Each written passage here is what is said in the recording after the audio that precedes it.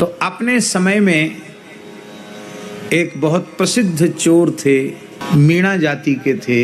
उनका नाम था घाटम दास जी मीणा। उनके जीवन में एक बार परिवर्तन आया, बड़ा विलक्षण परिवर्तन। उनके पिता ने मरते समय अपने पुत्रों को बुलाया,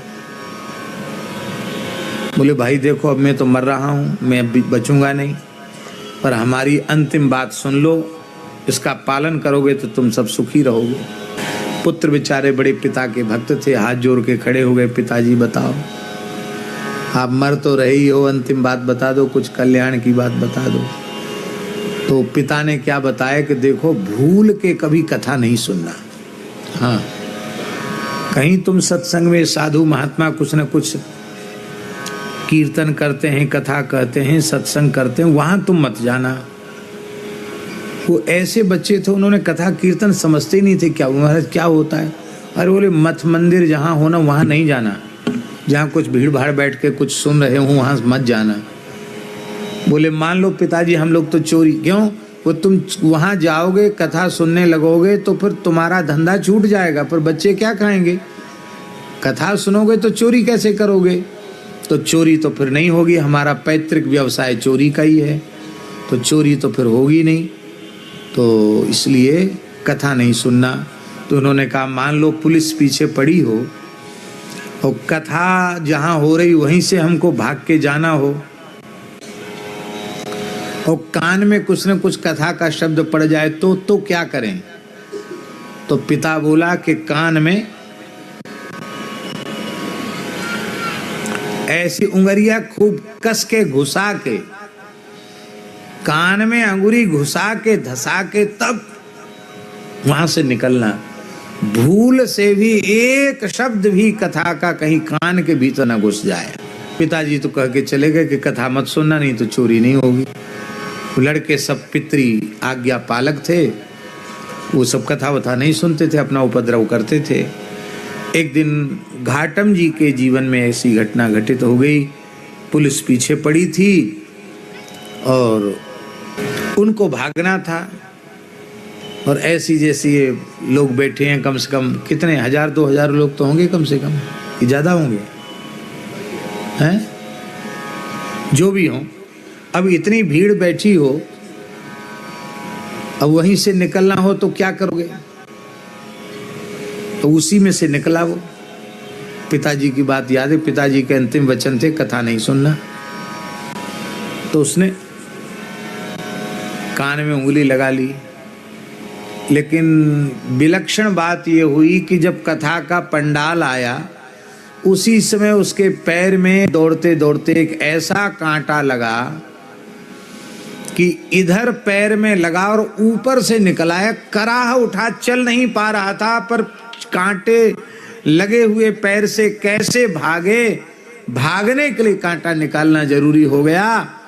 तो उसकी कान से उंगली निकल गई और कराहते हुए उसने अपने पैर के तलुए में लगा हुआ कांटा निकाल दिया।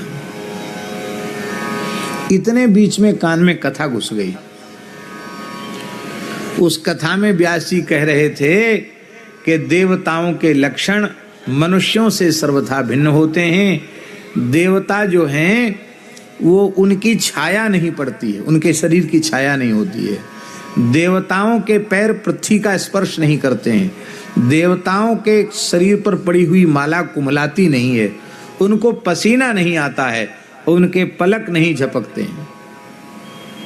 इतनी बात उसकी कान में पड़ गई, देवता के लक्षण, और वो भाग गया, पुलिस की गिरफ्त में नहीं आया। अब राजा बड़ा परेशान कि ये जो इसको पकड़ना बड़ा मुश्किल हो रहा है, भाई चोरों को क्या करें?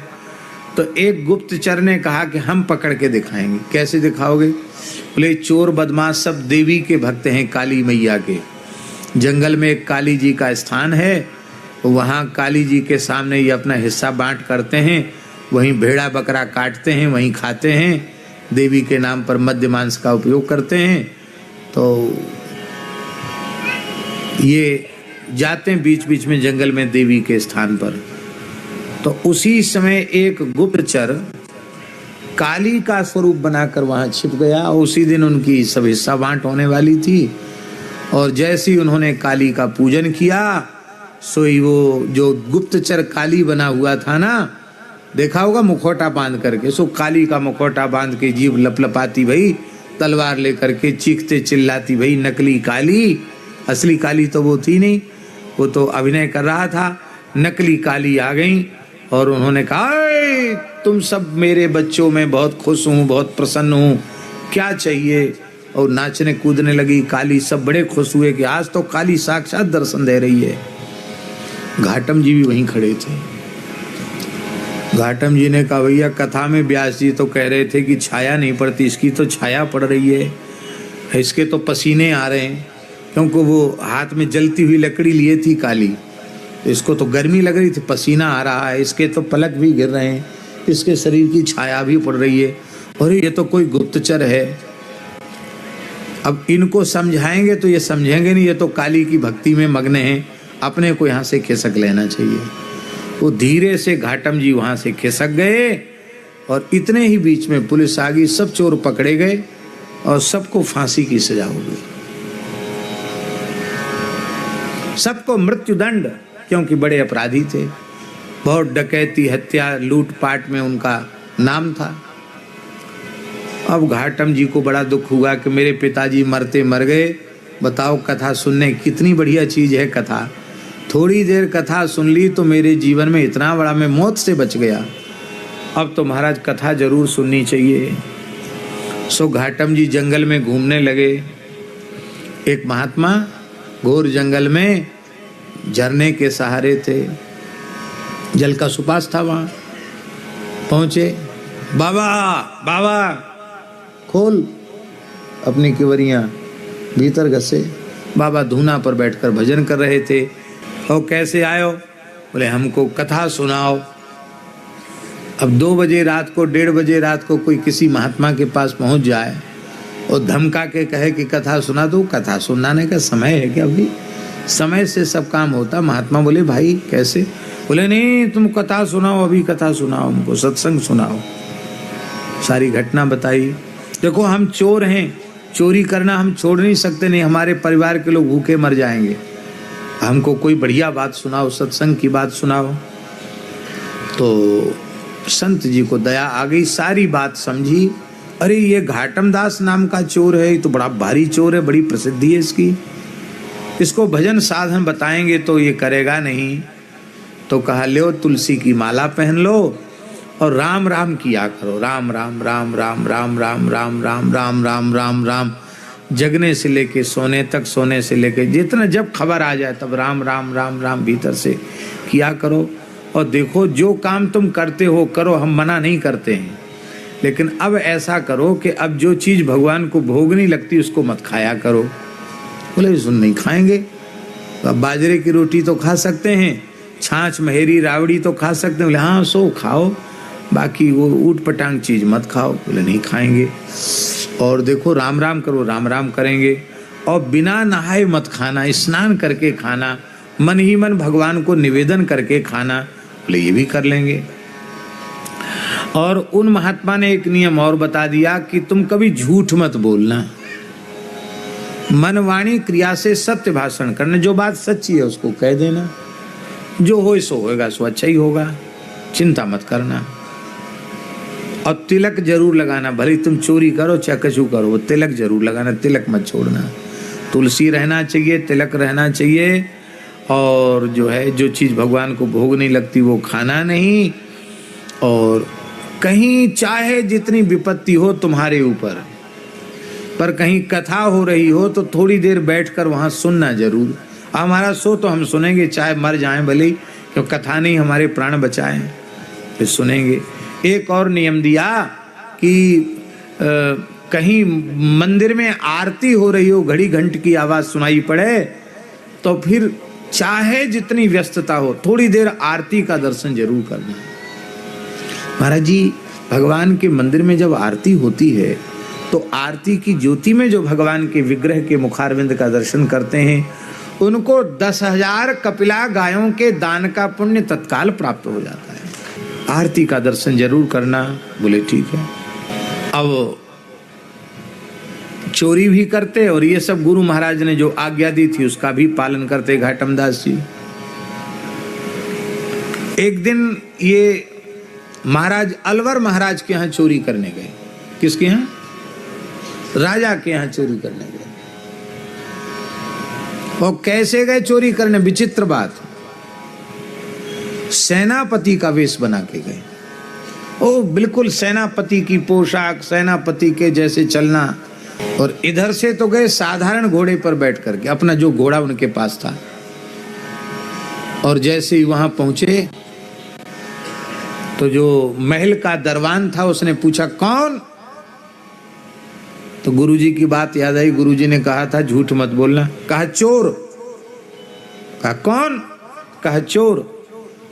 तो दरबान शक पका गया कि चोर अपने को चोर थोड़ी बोल सकता है, ये तो सेनापति जी हैं और ये डांट रहे हैं हमको कि तुम सेनापति को भी नहीं पहचानते। आंख फूट गई क्या तुम्हारी?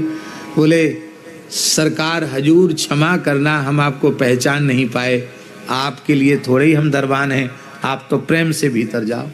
भीतर घुसा दिया उसने। आगे फिर ड्योढ़ी पर एक सिपाही मिला, उसने कहा कौन? बोले चोर। अरे साहब हम आपको भूल गए, आप सेनापति जी हैं, भीतर पधारो। और उनको ये भी हो जाता था कि वहां भी तो मिला होगा चौकीदार। जब उसने भीतर कर दिया तो फिर आगे बढ़ते चले गए। और सबने यही सोचा पहरेदारों ने कि कोई अत्यंत आवश्यक गुप्त मंत्रणा की बात है जो आधी रात के समय इनको बुलाया है। और ये भीतर गए और भीतर जाकर के महाराज साहब के शयन कक्ष तक पहुंच गए। अब छोटी मोटी चोरी राजा के यहाँ करने की तो जरूरत है नहीं। रानी ने सोते समय अपने हीरे जवाहरात से जड़े हुए बहुमूल्य आभूषण उतार के रखे थे। राजा साहब ने भी अपने कुछ आभूषण रखे थे। तो महाराज और महारानी के आभूषणों को तुरंत कपड़े में बांधा और वहां से खिसके। और जाते समय इन्होंने राजा का शाही घोड़ा लिया, जो राजा का अपना निजी घोड़ा था जिस पर राजा ही सवारी करते थे। विशेष घोड़ा था, काले रंग का घोड़ा था, अरबी घोड़ा था। उस घोड़े पर इन्होंने सवारी किया, लगाम कस करके और चले। तो जब आते समय लोगों से इन्होंने चोर कहा तो जाते समय तो किसी ने उनको टोका ही नहीं, अपने आराम से चले गए। अब इधर राजा जब उठे तो उन्होंने देखा कि अरे तो हम आभूषण इतने पहरे में जब हमारे कक्ष से चोरी हो गई, इसका मतलब जब राजा की चोरी हो गई तो प्रजा भी असुरक्षित है। कि इतनी बड़ी चोरी तो घाटम दास ही कर सकता। भैया तुरंत पुलिस दौड़ने लगी, पकड़ो पकड़ो पकड़ो पकड़ो पकड़ो घाटम दास। चौकीदारों को बुलाया गया, क्यों भाई क्या बात है? बोले महाराज सेनापति जी आए थे, हमने तो पूछा था कौन? बोले हम चोर। तो हम तो सेनापति, अब चोर अपने को चोर थोड़ी कहेगा। राजा ने तत्काल सेनापति को जवाब तलब किया। सेनापति ने कहा हजूर हम तो अपनी छावनी में ही थे, हम तो आए नहीं, रात को हम तो उठ के आए नहीं। तो सबको पक्का हो गया कि घाटम दास ही था। तो अभी भाग के कहीं गया थोड़ी होगा, पकड़ो उसको। घाटम दास भाग रहे थे शाही घोड़ा पर बैठ करके, इधर चारों ओर से घुड़सवार दौड़ रहे थे। अब सवेरा हो गया। एक संत का स्थान था जंगल में, वहां ठाकुर जी की मंगला आरती का समय हो गया। जैसे ही शंख बजा, घड़ी घंट बजे, तो तुरंत उन्होंने घोड़ा बांध दिया। गुरु जी की फिर बात याद आ गई कि आरती छोड़ के नहीं जाना। घाटम दास जी आरती में खड़े हो गए। पीछे से पुलिस आ गई, घाटम दास को पकड़ लिया। माल बरामद हो गया, चोरी का माल बरामद हो गया और घोड़ा भी बरामद हुआ। लेकिन आश्चर्य था, वो घोड़ा बरामद तो हुआ पर घोड़े का कलर बदल गया। क्या बदल गया? रंग बदल गया। घोड़ा था काला, वो हो गया एकदम दूध के जैसा सफेद। तो बोले साहब चोर तो पकड़ा गया, माल भी बरामद हो गया, लेकिन घोड़ा बदल गया है। राजा ने कहा घोड़ा तो वही है लेकिन कलर इसका कैसे बदला? घाटम दास से पूछा। घाटम दास झूठ तो बोलते नहीं थे, सारी सच्ची बात उन्होंने बता दी। मैं सेनापति बन के आया और भगवान की आरती में खड़ा था तो मेरे प्राण बचाने के लिए ठाकुर जी ने घोड़े का रंग बदल दिया। इतना सुनती अलवर नरेश ने उनको प्रणाम किया, बोले आप संत हैं, आपके लिए ठाकुर जी ने घोड़े का रंग बदल दिया। आपको हम दंड तो नहीं देंगे, लेकिन अब आप संत हैं, आपको चोरी करना शोभा नहीं देता, आप क्यों करते हैं चोरी? बोले महाराज हमारे कोई धंधा नहीं है। बोले ठीक है, आपको माफ़ी दी जाती है, जमीन जायदाद दी जाती है, आप प्रेम से भगवत भजन करो और भजन कराओ। मलुकदास जी महाराज ने संत नामावली में घाटम दास जी का नाम लिया है और नाभा जी ने भक्तमाल में भी उनका नाम लिया है।